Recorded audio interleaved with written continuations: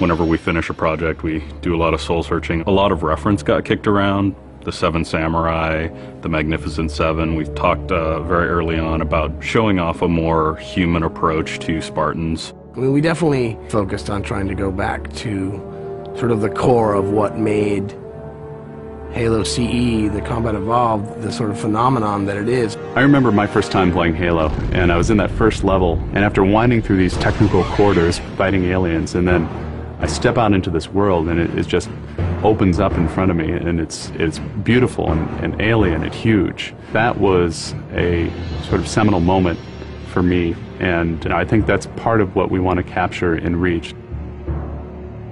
Something that was core to the game at the beginning was that sense of wonder and exploration. We started with a series of events. We basically set out like, okay, from this date on Reach to this date, we built a military campaign. We all had a desire to really flesh out the backstory of what happened prior to Master Chief and Cortana even entering the picture. We knew there were other Spartans, and it just seemed like such a rich area to tell a character-driven story with new characters. We wanted this team to feel like a Delta Force type team that are usually a smaller number. Why are we not seeing explosives residue? This particular team, Noble Team, they've survived by staying together. You're Noble 6, you're a replacement for a Spartan that's died. You're experiencing this story, boots in the mud. We looked at the story of Reach, and it was obviously a more intimate, character-driven story. We really needed the attention to real-world detail, trying to make these characters' faces really feel like believable. We started everything over from scratch, came up with a whole new rig for how we animate faces and also how we approach like texturing them, modeling them, everything, and just put a lot more time. Difference about a couple million polygons.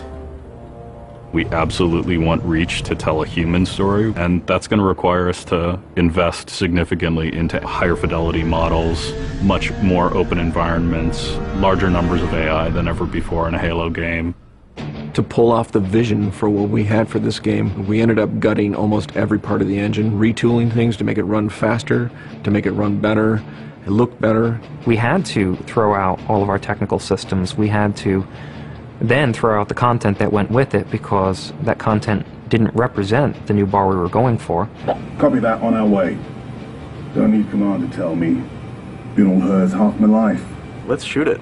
We've got a great team of guys, and they could take motion capture and they could make the poses way more dynamic, way more expressive. Those changes bring out the life, they bring out the style of our characters. We had probably 4 times the amount of polygons to play with this time around, which gave us a lot more freedom and creativity in what we wanted to achieve. When you look at total engineers that are actually putting code that are actually affecting this game, I mean, it's massive, 30+ guys. It's crazy. When you shoot a rock face, you'll see sparks, rock chips, dust. In Halo 3, we had a maximum of 100 colliding particles. In Halo Reach, we have thousands. We've got much more customizable Spartans than we've ever had in the past. The number of polygons we can draw at one time has skyrocketed. It's changed the way we build things up close as well as out far. This is where Noble Team arrives, and then you're going to work your way down, all the way down these terraces. Big open environments, epic skyboxes. These are things that are quintessential to Halo. Like, we're building a planet that exists 500 years from now. We want to build spaces that you want to explore. We want to put twice as many characters, vehicles, and weapons into that environment. That's going to require massive improvements to the way we handle our artificial intelligence in the game. We now can put so many AI in an encounter that you can put 4 Spartans, the player, 8 Marines against 30-ish Covenant, and that's an actual serious challenge. Bringing the elites back was something that was really a true joy for us because they're such an awesome character to fight. What if the Spartans and the soldiers don't actually understand what the aliens are saying? What's that going to feel like? What if we can get back to having the aliens feel really alien and threatening? these people and this planet and this story deserve something new and different. Just a different underlying sense of tragedy, heroism.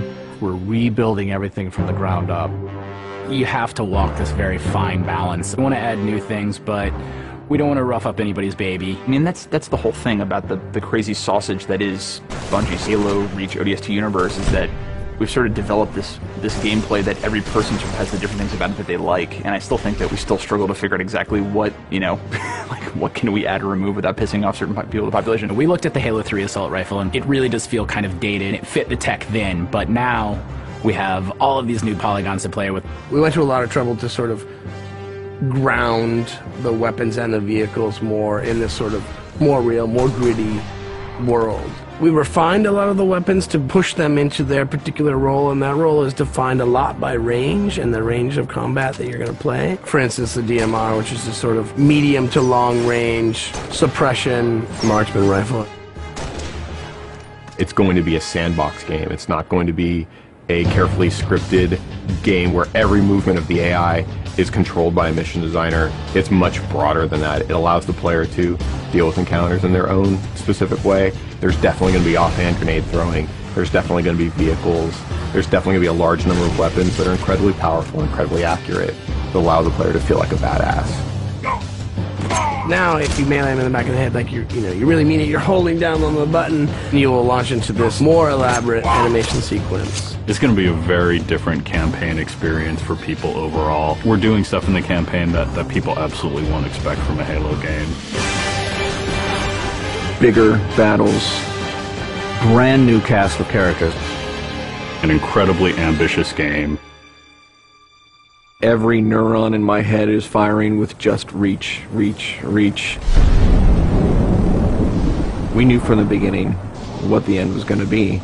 This is the definitive Halo made by the people who created Halo.